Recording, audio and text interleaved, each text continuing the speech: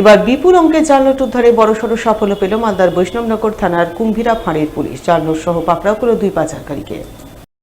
Police সূত্রে জানা গেছে, ধৃত 2 জালনোট পাচারকারীর মধ্যে একজনের নাম আব্দুল রহিম ও অপরজনের নাম রহিম শেখ। তাদের বাড়ি বৈষ্ণবনগর থানার সবদলপুরের চক দেওনাপুর এলাকায়।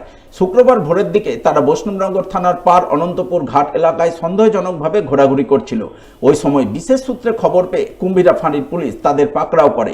তল্লাশিতে ধৃতদের হেফাজত থেকে উদ্ধার হয় 396টি 500 টাকার জালনোট, অর্থাৎ মোট 1,98,000 টাকার জালনোট বাজেয়াপ্ত করা হয় তাদের কাছ থেকে। ধৃতরা বিপুল অঙ্কের জালনোট কোথায় পেল, কোথায় কি উদ্দেশ্যে নিয়ে যাচ্ছিল, এই পাচার চক্রে আর কে বা কারা জড়িত রয়েছে ইত্যাদি নানান বিষয় খতিয়ে দেখতে বৈষ্ণবনগর থানার পুলিশ তদন্ত শুরু করে এবং তদন্তের স্বার্থে শুক্রবার ধৃতদের 10 দিনের পুলিশি হেফাজত চেয়ে পেশ করে মালদা জেলা আদালতে।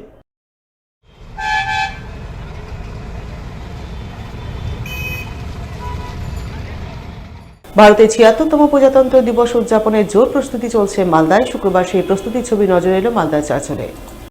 এদিন সকাল থেকেই চাঁচল স্টেডিয়াম ময়দানে পুলিশ প্রশাসনের পক্ষ থেকে প্রজাতন্ত্র দিবস উদযাপনের মহড়া কুচকাওয়াজের ছবি নজরে আসে।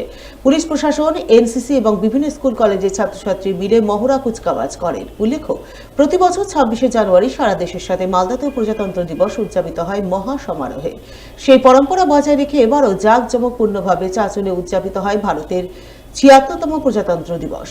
তাই প্রজাতন্ত্র দিবসের প্রাক্কালে শুক্রবার সকাল থেকে চাঁচল স্টেডিয়াম ময়দানে মহড়া কুচকাওয়াজের ছবি নজরে আসে। সেই সঙ্গে প্রজাতন্ত্র দিবস উদযাপনের অন্যান্য প্রস্তুতি চলে জোর কদমে।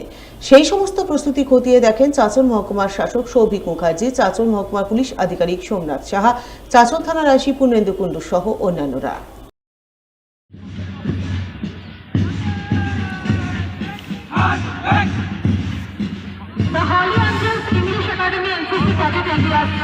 তাদের commander Rajib Yadav,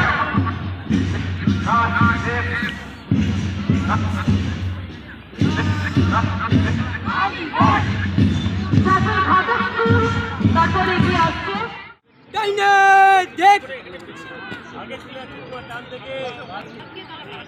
police candidate 3 আর 3 ডাইনেশন।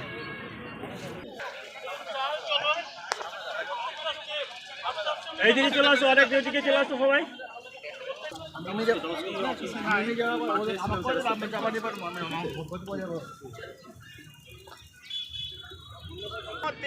ডাইনে সেফ, ডাইনে ঠিক 1